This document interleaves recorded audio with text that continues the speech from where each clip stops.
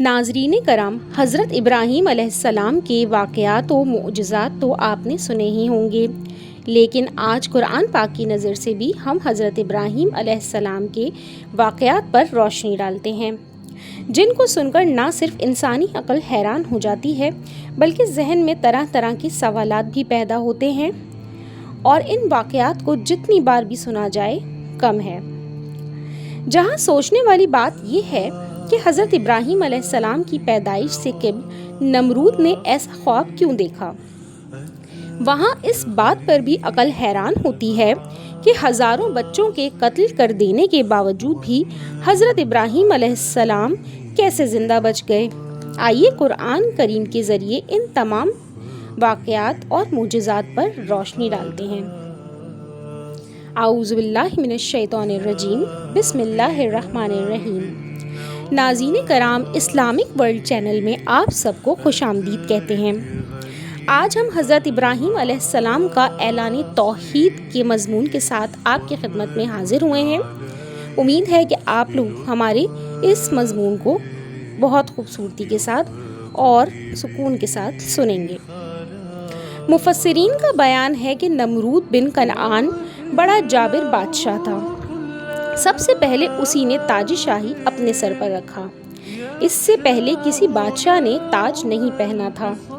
یہ لوگوں سے زبردستی اپنی پرستش کراتا تھا۔ کاہن اور نجومی اس کے دربار میں بکثرت اس کے مقرب تھے۔ نمرود نے ایک رات یہ خواب دیکھا کہ ایک ستارہ نکلا اور اس کی روشنی میں چاند، سورج وغیرہ سارے ستارے بے نور ہو کر رہ گئے۔ کاہنوں اور نجومیوں نے اس خواب کی یہ تعبیر دی کہ ایک فرزند ایسا پیدا ہوگا جو تیری بادشاہی کے زوال کا باعث ہوگا۔ یہ سن کر نمرود بے حد پریشان ہو گیا اور اس نے یہ حکم دے دیا کہ میرے شہر میں جو بچہ پیدا ہو وہ قتل کر دیا جائے اور مرد عورتوں سے جدا رہیں۔ چنانچہ ہزاروں بچے قتل کر دیے گئے، مگر تقدیرات الہیہ کو کون ٹال سکتا ہے۔ اسی دوران حضرت ابراہیم علیہ السلام پیدا ہوئے اور بادشاہ کے خوف سے ان کی والدہ نے شہر سے دور پہاڑ کے ایک غار میں ان کو چھپا دیا۔ اسی غار میں چھپ کر ان کی والدہ روزانہ دودھ پلا دیا کرتی تھیں۔ بعض مفسرین کا قول ہے کہ 7 برس کی عمر تک، اور بعضوں نے تحریر فرمایا کہ 17 برس تک آپ اسی غار میں پرورش پاتے رہے۔ اس زمانے میں عام طور پر لوگ ستاروں کی پوجا کیا کرتے تھے۔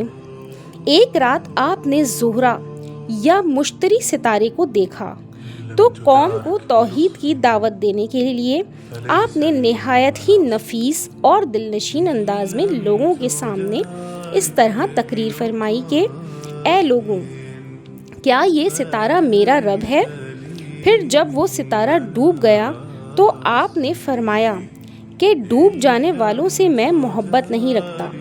پھر اس کے بعد جب چمکتا چاند نکلا تو آپ نے فرمایا کہ کیا یہ میرا رب ہے؟ پھر جب وہ بھی غروب ہو گیا تو آپ نے فرمایا کہ اگر میرا رب مجھے ہدایت نہ فرماتا تو میں بھی انہی گمراہوں میں سے ہوتا۔ پھر جب چمکتے دمکتے سورج کو دیکھا تو آپ نے فرمایا کہ ارے یہ تو ان سے بڑا ہے، کیا یہ میرا رب ہے؟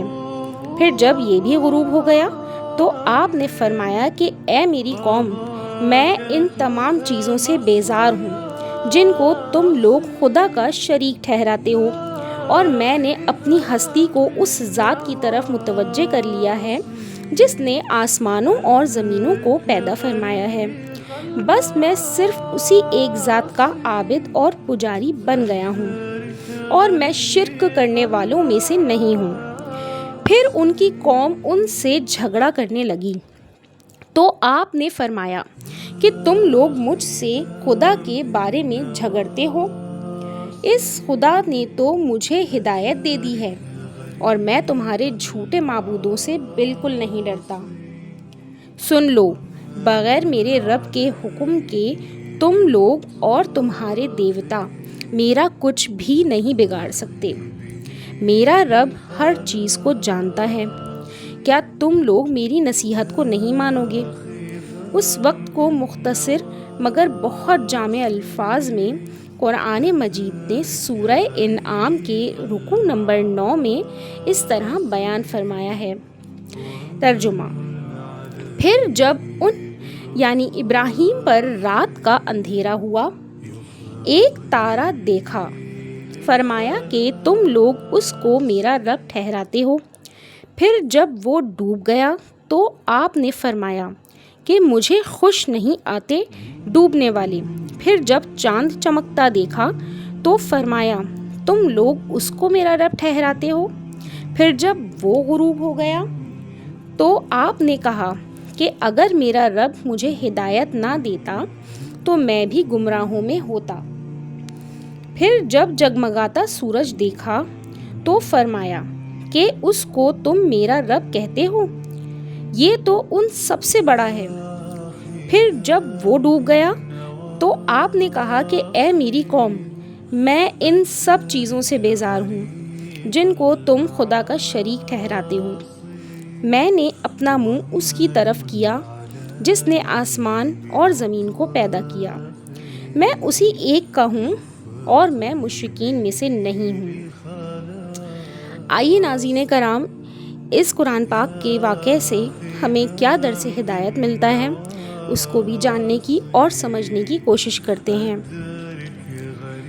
غور کیجئے کہ کتنا دلکش طرز بیان اور کس قدر مؤثر طریقہ استدلال ہے کہ نہ کوئی سخت کلامی ہے، نہ کسی کی دل آزاری، نہ کسی کے جذبات کو ٹھیس لگا کر اس کو غصہ دلانا ہے، بس اپنے مقصد کو نہایت ہی حسین پیرائے اور خوبصورت انداز میں منکرین کے سامنے دلیل کے ساتھ پیش کر دینا ہے۔ ہمارے سخت گو اور تلخ زبان مقررین کے لیے اس میں ہدایت کا بہترین درس ہے۔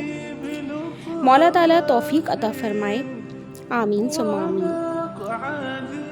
پیارے ناظرین، اگر آپ کو آج کی ہماری ویڈیو پسند آئی ہو تو ہمارے چینل کو لائک، شیئر اور سبسکرائب ضرور کیجیے گا۔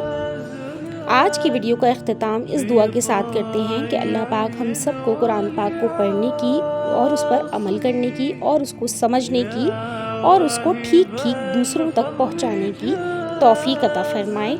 اللہ پاک ہم سب کا حامی و ناصر ہو۔ اللہ حافظ۔ السلام علیکم۔ جزاک اللہ خیرہ۔